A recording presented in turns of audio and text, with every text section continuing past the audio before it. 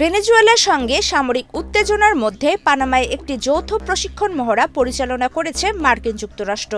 সংবাদ সংস্থা রয়টার্সের খবর অনুযায়ী গত 2 ডিসেম্বর মঙ্গলবার অনুষ্ঠিত এই মহড়ায় অংশ নেয় দুই দেশের বিমান, নৌ ও সেনাবাহিনীর সদস্যরা। এই অনুশীলনে বিশেষভাবে গুরুত্ব দেওয়া হয় জঙ্গলের প্রতিকূল পরিবেশে টিকে থাকা আহত ব্যক্তিদের উদ্ধারের জন্য এয়ার অ্যাম্বুলেন্স ব্যবহার করা এবং আন্তঃবাহিনী সমন্বয় বাড়ানোর উপর। এক্সট্রিম মশার কয়েল প্ল্যান্ট ফাইবার দিয়ে তৈরি, তাই সহজে ভাঙে না, সুগন্ধিযুক্ত ও নিরবিচ্ছিন্নভাবে জ্বলে। ডেঙ্গু, চিকুনগুনিয়া বাহি সহ যে কোনো মশার বিরুদ্ধে দেয় এক্সট্রিম সুরক্ষা। প্রশিক্ষণে পানামার national police, air naval service ও বর্ডার সার্ভিসের 25 জন সদস্য এবং যুক্তরাষ্ট্রের 25 জন মেরিন সেনা অংশ নেন।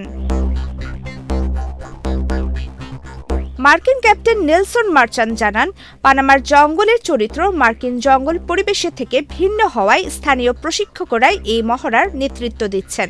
তিনি বলেন, এটি মূলত জঙ্গলে টিকে থাকার প্রশিক্ষণ, যেখানে আশ্রয় বানানো, বাঁশ দিয়ে বিভিন্ন সরঞ্জাম তৈরি, আগুন জ্বালানো, খাবার রান্না ও পানি বিশুদ্ধ করার মতো বিষয়গুলো শেখানো হচ্ছে।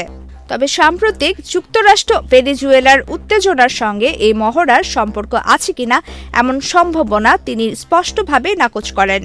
মার্চান্ট আরও বলেন, আমাদের একমাত্র দায়িত্ব হলো 17 দিনের এই মহড়া পরিচালনা করা। অন্য কোনো সম্ভাব্য অভিযানের বিষয়ে আমার কাছে কোনো তথ্য নেই। চলতি বছর পানামা খাল রক্ষার উদ্দেশ্যে যুক্তরাষ্ট্র পানামায় একাধিক সামরিক অনুশীলন চালিয়েছে। এছাড়া সেপ্টেম্বর থেকে মাদকের সঙ্গে সম্পৃক্ততার কথা বলে ক্যারিবীয় ও প্রশান্ত মহাসাগরে যুক্তরাষ্ট্র অন্তত 21টি নৌযান লক্ষ্য করে হামলা চালিয়েছে।